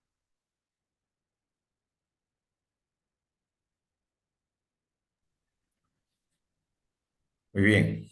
Entonces, se empieza a desarrollar lo que es ya un sermón sobre lo que es una sección del libro. Empezamos con la curación del ciego de Betsaida. Mire cómo piensa justamente en este caso este autor Marcos, ¿no?, y cómo desarrolla su texto, cómo coloca justamente al ciego de Betsaida, ¿no?, y lo relaciona también con lo que es la confesión de Pedro. Entonces yo estoy leyendo y yo estoy haciendo un análisis ya, ¿no? Este ciego de Betsaida, en el primer toque está viendo, como se dice, a hombres como árboles. En el segundo toque fue restaurado y veía con claridad. Y después llega lo que es la confesión de Pedro, ¿no?, en relación a lo que Jesús pregunta, ¿quién es él?, ¿no? O sea, para poder seguir a Jesús, yo tengo que saber quién es Cristo, ¿no? Y si yo digo que soy discípulo de Cristo, yo debo conocerlo, quién es él, ¿no? Si yo quiero concluir o quiero ampliar pues este texto y quiero argumentar, o sea, ya al final de mi conclusión, yo puedo entrar a ese término de la palabra conocer, ¿no?, donde el mismo apóstol Juan, ¿no?, digamos en su tesis, en relación, digamos, a los discípulos, a los judíos, y de repente a los primeros gnósticos que están ocurriendo, digamos, en Juan, yo puedo ampliarlo. Puedo decir, ¿no? Lo que Juan dice, nosotros hemos creído, nosotros lo hemos visto, nosotros lo hemos tocado. O sea, el conocer a Jesús es haberlo experimentado a una profundidad de que transforma totalmente nuestra vida. Es experimentarlo continuamente. En este caso, sucede que a veces Jesús tiene que quitarnos la ceguera, ¿no? Yo ya estoy predicando ahorita ya. Entonces, mire, ve, lo que es la curación del ciego de Bethsaida. Entonces, el autor nos quiere llevar ya a desarrollar lo que es el primer anuncio de la pasión. ¿Dónde está eso? En la segunda parte. Empiezo a desarrollar mi texto, mi bosquejo, en Marcos 8 del 27 al 31, ¿no? Porque ahí empieza ya lo que es el anuncio, justamente lo que es la pasión. En ese proceso, sigo desarrollando, los discípulos no entienden, ¿no? En relación, digamos, a este anuncio de que Jesús va a morir. Y Bárbara no entiende. La otra parte, justamente, es relacionado a las enseñanzas sobre el discipulado. Entonces, poder predicar un sermón expositivo de una sesión del libro es bien amplio. Y es así como se va desarrollando. El segundo anuncio de la pasión. Ese segundo anuncio está relacionado a Marcos 9, de lo que es el verso 30 y 31. Marcos 9, del verso 30 al 31, ¿no? Que dice lo siguiente. Saliendo de ahí, iban pasando por Galilea, y él no quería que nadie lo supiera, porque enseñaba a sus discípulos y les decía, el Hijo del Hombre será entregado en manos de los hombres y lo matarán. Y después de muerto, a los 3 días, resucitará, ¿no? Este es el anuncio. El malentendido, ¿no? Del 32 al 37. Pero no entendían lo que les decía y tenían miedo de preguntar a Jesús, ¿no? Y ahí viene lo que es el mayor en el reino de los cielos, relacionado al verso 32 y 37. Ya el verso 33 dice, llegaron a Capernaum y estando ya en la casa, Jesús les preguntaba qué discutían por el camino, pero ellos guardaron silencio, porque en el camino habían discutido entre sí quién de ellos sería el mayor, ¿no? Entonces, ese malentendido, el Señor está anunciando su muerte y ellos están empezando justamente en posición, ¿no? Entonces Jesús, para poder trasladarlo justamente de quién es el mayor o quién es el más importante, los traslada justamente a tener mentalidad de reino, pensamiento de reino de Dios. En el reino de Dios el mayor es aquel que sigue. Entonces, si tú vas a ser mi discípulo, si tú vas a ser mi seguidor, tienes que ser un servidor. Y por si acaso, un servidor incondicional. Un servidor o un discípulo que está dispuesto a entregar su vida por la causa del Evangelio de Cristo. Entonces, ahí habla sobre eso. Hay enseñanzas en Marcos 9, 38 al 10, 41. Y el tercer anuncio de la pasión, ¿no? Está en Marcos 10, del 32 al 34. El malentendido está en Marcos 10, 35 al 40, ¿no? Y sigue desarrollándose enseñanzas en Marcos 10, del 41 al 45. Entonces empiezo a desarrollar el texto, empiezo a argumentar mi texto, empiezo a desarrollar lo que yo vengo diciendo, mi contexto histórico, mi contexto léxico, los significados de las palabras. Y mi texto de 2 páginas se va realmente a hacer como 8 o 10 páginas. Entonces, yo podría de repente desarrollar estas prédicas expositivas, es solamente una sugerencia, porque es bien amplio, de repente para un mes, ¿no? Cada domingo yo podía predicar el primer anuncio, después el segundo anuncio, el tercer anuncio de lo que es la pasión, ¿no? Entonces, este sermón de la sesión de un libro termina con la curación del ciego, ¿no? Del 40 y, Marcos 10, del 46 al al 52, ¿no? Entonces Marcos 10, del 46, dice la Biblia, ¿no? Entonces, llegaron a Jericó, y cuando él salía de Jericó con sus discípulos y una gran multitud, un mendigo ciego llamado Bartimeo, el hijo de Timeo, estaba sentado junto al camino. Entonces ya habla de Bartimeo. Si ustedes se fijan, el autor empieza con un ciego, después le habla de identidad, después le habla de lo que es llamado, ¿no? Lo que habla del anuncio. Primer, el segundo, el tercer anuncio es su muerte. Y por último, por decir, termina nuevamente con la sanidad de un ciego, ¿no? Entonces, ya en Marcos 8, 22, 29 encontramos que Jesús tiene que tocar 2 veces al ciego para que éste pueda ver correctamente, porque el primer toque solo le permite ver sombras borrosas. Entonces, el segundo toque es prácticamente que los ciegos van a abrir, van a ser restaurados, van a ver claramente, ¿no? Y algunos necesitan ese segundo toque para ver a Jesús, para experimentar a Jesús, para obedecer a Jesús, para seguir a Jesús. Esa sería la conclusión, digamos, de mi sermón expositivo, ¿no? Muy bien. Por el otro lado, Bartimeo recibe el don de la visión instantáneamente y se convierte en un discípulo de Cristo al seguirle en el camino. Marcos 10, 52. Todo esto nos indica la situación de los discípulos de Jesús. Ellos eran como el ciego de Betsaida. Ahí está la comparación. Pues veían en forma imperfecta el plan de Dios para con Jesús. ¿Por qué veían el plan? Veían pues el plan de Dios de manera imperfecta. Digamos, el autor lo ha dicho, porque no entendían. En los 3 anuncios, ellos no entendían, ¿no? Ustedes han visto de la manera que cómo ellos malinterpretan o no entienden, donde están hablando, discutiendo quién va a ser el mayor, porque no están entendiendo. No están entendiendo en el primer anuncio prácticamente de que Jesús le dice, voy a morir, voy a resucitar, y ellos no entienden, ¿no? Pero alguien que justamente tiene una iluminación, eso ya de parte de Dios, es Pedro, ¿no? ¿Quién dice la gente que soy? Tú eres el Cristo, el Hijo de Dios viviente, ¿no? Entonces, eso es una revelación de parte de Dios,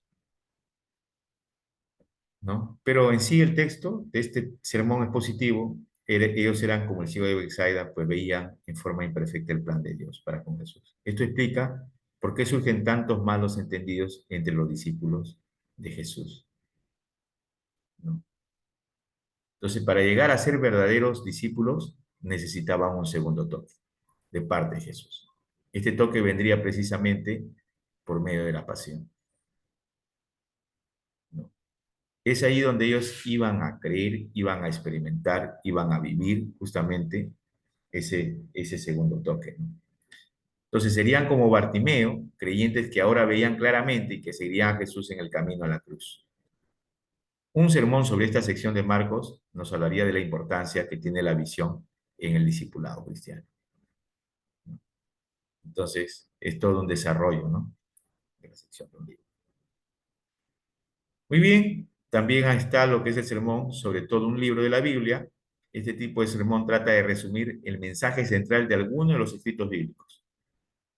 Por decir, como ejemplo, la primera epístola del apóstol Pedro. En tiempos recientes, algunos investigadores han descubierto la importancia que tiene el concepto, por decir, del término casa en lo que menciona la epístola de Pedro. Ese término, ¿no? Entonces, por eso muchos han llegado a la conclusión que el mensaje central es que la comunidad cristiana debe ser la casa de aquel que no tiene casa. La comunidad cristiana debe ser la casa de la persona marginada. Un sermón sobre esta epístola nos presentaría a la iglesia como la comunidad donde las personas que están solas y marginadas encuentran amor, encuentran solidaridad, encuentran consuelo.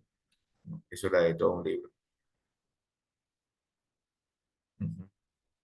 Claro, Henry, así es. Puede llamarse un kian, así es. Eso se aplica digamos, los judíos aplican bastante lo que es el quiasmo. Entonces, la forma del sermón. Un sermón expositivo puede organizarse por lo menos de dos maneras distintas: la estructura del texto y la triple apelación. Seguir la estructura del texto, podemos diseñar sermones que tomen el texto, el orden de las ideas, la forma o la estructura literaria para organizar sus puntos principales, ¿no? Sería la triple apelación. El sermón de la triple apelación es la forma expositiva clásica. Esta presenta el tema por medio de 3 puntos.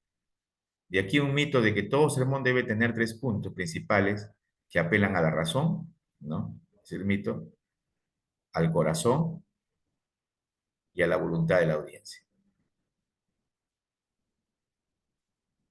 Que apelan a la razón, al corazón y a la voluntad de la audiencia, ¿no? Conclusión, por decir, esto es un bosquejo de sermón expositivo, ya, solamente es un bosquejo, no es el desarrollo, sino es un bosquejo. En este caso, la lucha de la fe y la condición para la victoria. Efesios capítulo 6, del 10 al 18.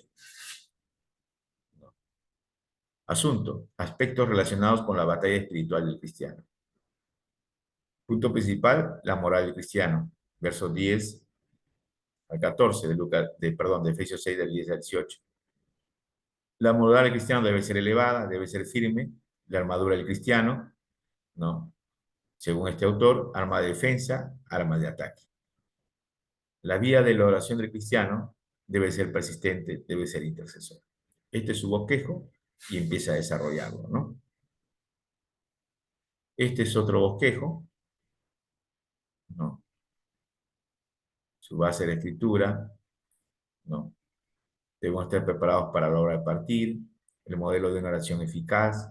Dios escucha nuestras oraciones, Dios nos ofrece una nueva oportunidad, Dios nos ofrece una salida al laberinto, las dudas impiden las bendiciones en nuestras vidas. Esto es otro bosquejo de sermón expositivo, ¿no? Muy bien.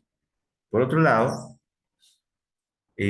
acá ustedes van a tener un enlace donde hay un autor, un pastor llamado Denzer Díaz, de que él desarrolla su sermón expositivo, de acuerdo a la manera como él lo desarrolla, ¿no? De un pasaje bíblico.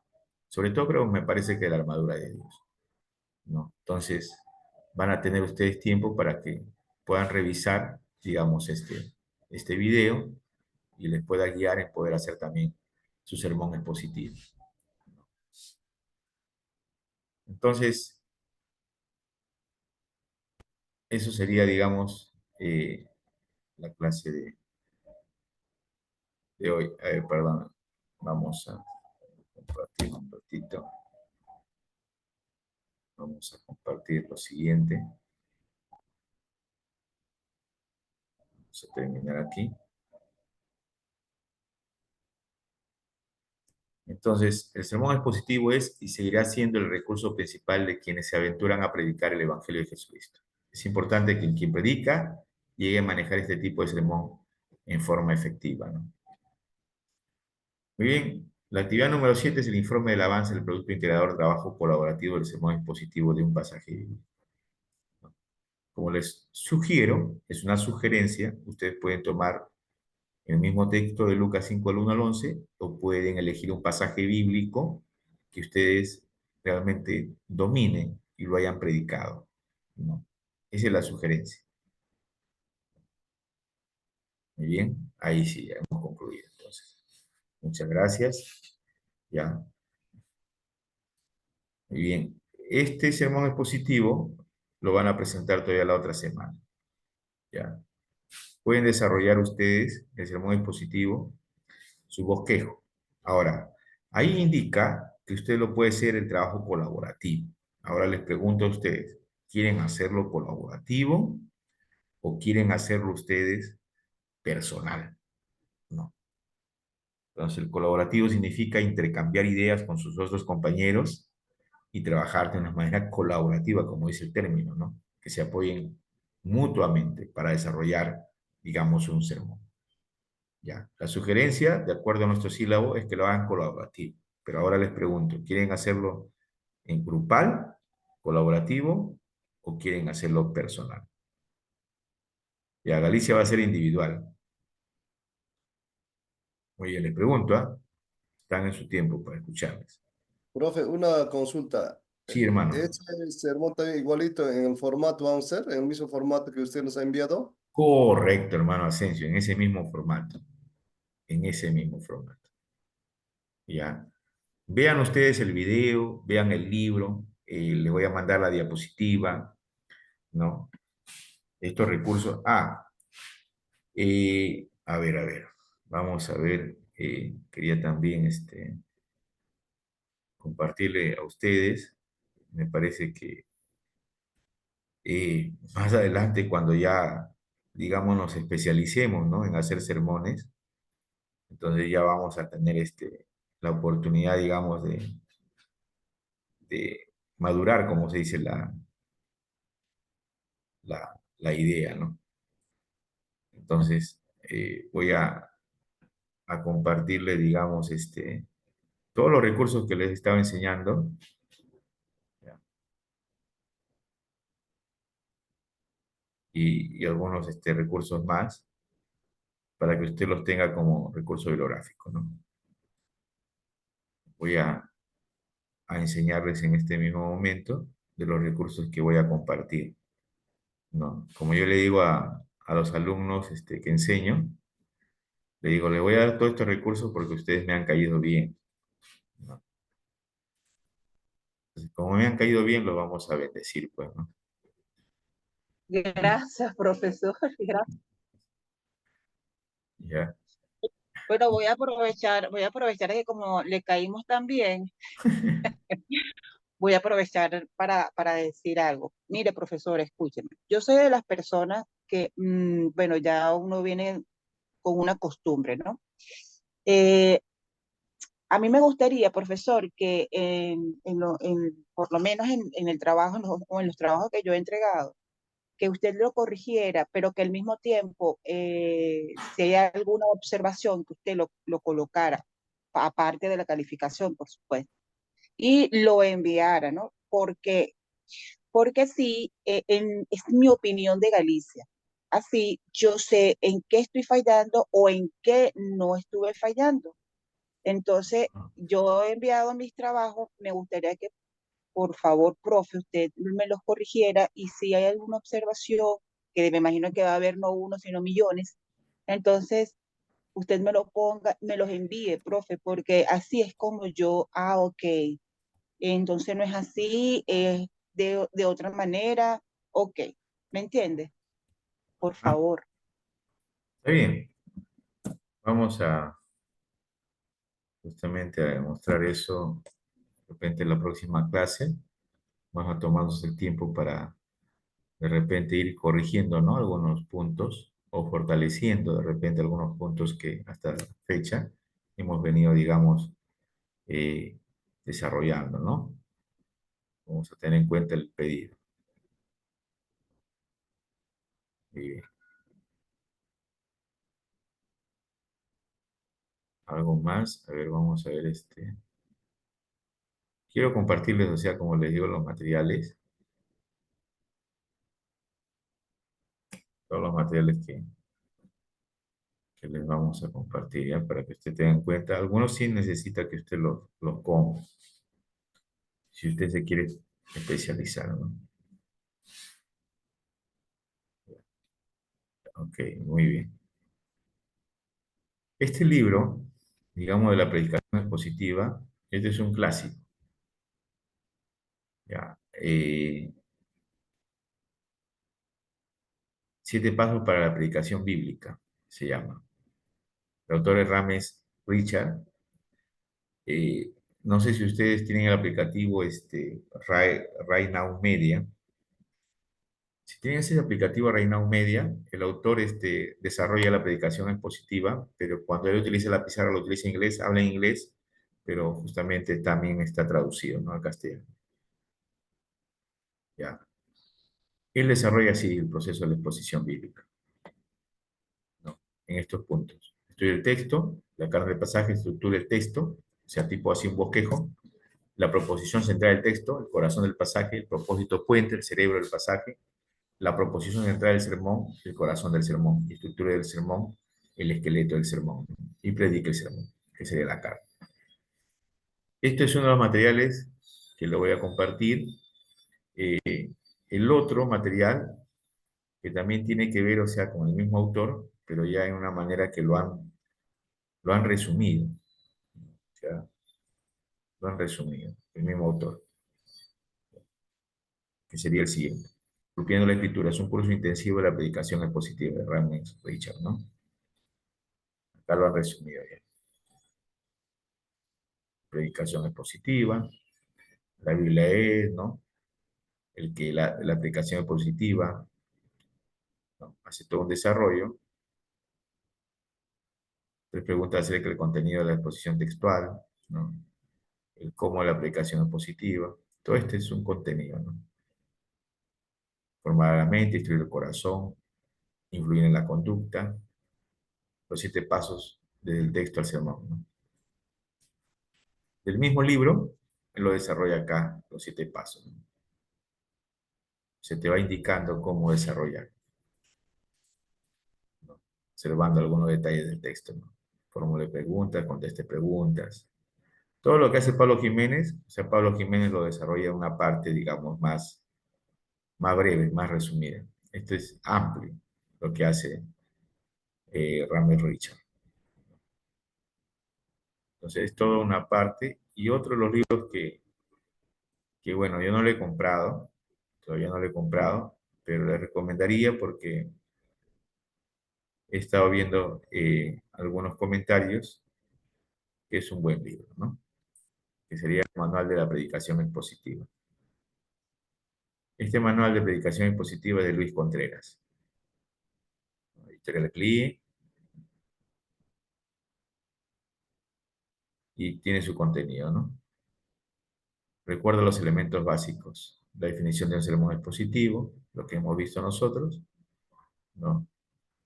Recuerda el Antiguo Testamento, porque hay tan poca predicación del Antiguo Testamento, se centra en eso, ¿no? Digamos, la parte 3 recuerda la exégesis hebrea, recuerda la exégesis hebrea parte 2, recuerda la exégesis griega, ¿no?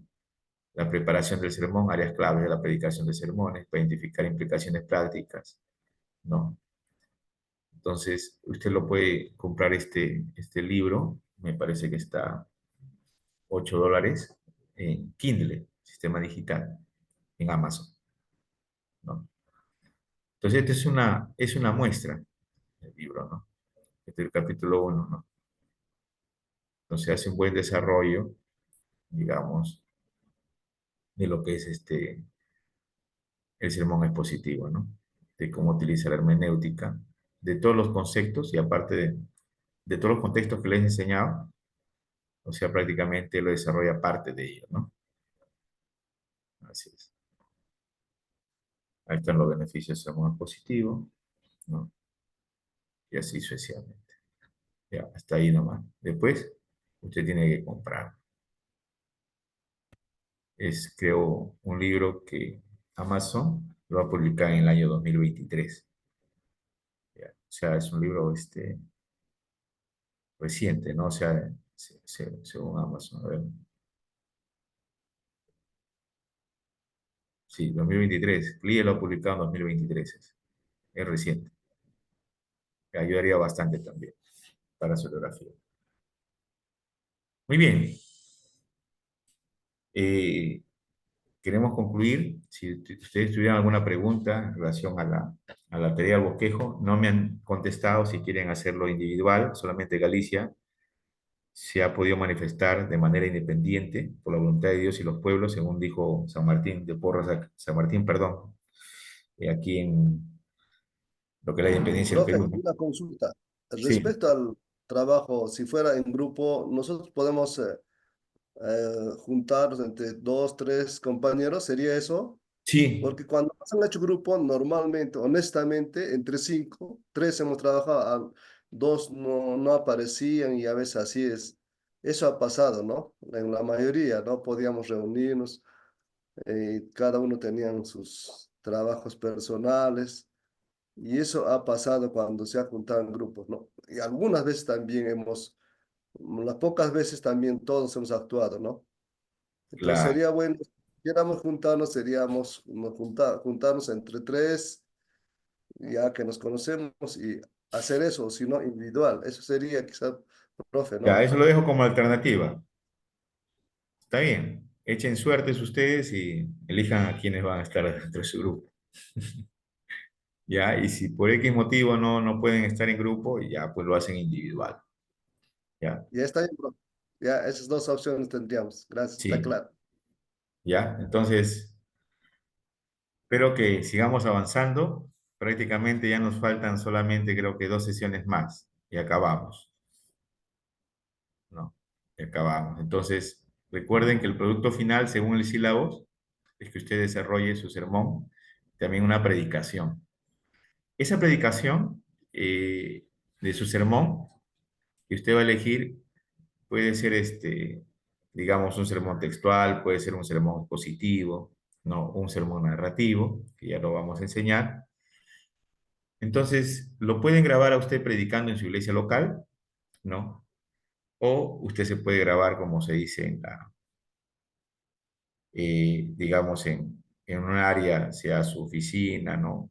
O un área donde usted se le pueda grabar.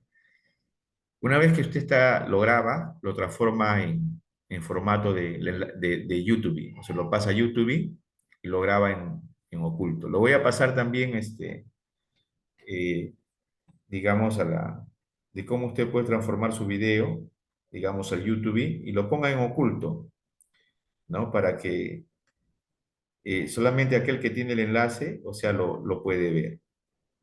No, no es al público, el público es cuando todo el mundo te va a ver, ¿no? Entonces voy a pasarlo de una vez a la hermana Elizabeth, digamos, el enlace de cómo tú puedes llevar tu video y ponerlo, como se dice, en oculto. Menos mal que lo corrigió, menos mal que lo explicó bien, porque se imagina, nosotros en YouTube, famosos, Claro, Youtuber Galicia. pero depende de ¿ah? ustedes, es mi recomendación, ¿no? Es mi recomendación que lo pongan en oculto, ¿no? Pero ya si usted quiere hacerlo público, hágalo en público, ¿no? No, no, no. Y después esa pedidera de autógrafo por ahí, no, señor. Ahí empiezan los contratos, pues ya lo invitan a la iglesia Sí, a predicar. Bien, ahí le pasaba el enlace de cómo subir un video, ¿no? A YouTube. Ahí paso a paso le van a enseñar para que usted ya vaya trabajando eso, ¿no? Porque estamos a 2 semanas de poder concluir. Ya les voy avisando entonces. Bien, me despido, un fuerte abrazo, que tengan un lindo fin de semana, que el Señor los bendiga, que la presencia de Dios se pueda manifestar en los distintos escenarios en donde el Señor, ¿verdad?, los lleve a ustedes. Un fuerte abrazo, muchas bendiciones, gracias hermana Elizabeth. No, muchas bendiciones a cada uno. Gracias, profesor Eli, por esta sesión y gracias a cada uno de los alumnos que han estado en esta clase. Ya por el WhatsApp se le estará pasando los archivos que me estará enviando el profesor Eli. Buen día, hermanos. bendiciones, chao, gracias, Bendiciones. profe. Dios les bendiga. Bendiciones. Muchas bendiciones. Gracias, pastor. Sí, pastor. Gracias, pastor.